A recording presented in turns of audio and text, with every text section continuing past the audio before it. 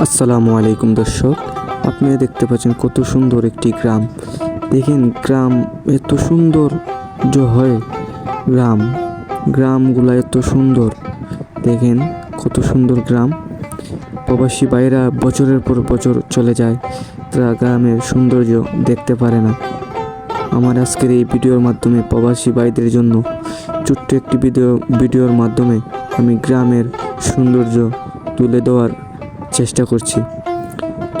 চেষ্টা করছি। আপনারা সম্পূর্ণ ভিডিওটা দেখে যাবেন। অনেক সুন্দর সুন্দর জিনিস পাবেন আমার এই গ্রামের ভিডিওতে।